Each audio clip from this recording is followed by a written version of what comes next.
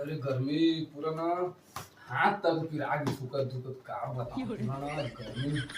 काश महू बड़े आदमी रहते एसी में रहते साले का पूरा टीना टप्पड़ में पूरा गर्मी में रहे पड़त। अरे दादा रे गर्मी नहीं सकाते गर्मी का बताऊं रे गर्मी।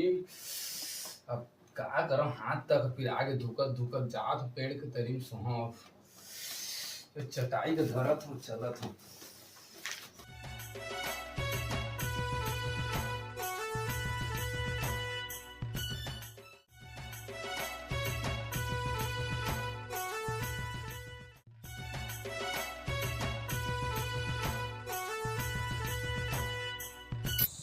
हाँ दादा रे मस्त सुकून मिलत है एक नंबर पेड़ खावा पर ही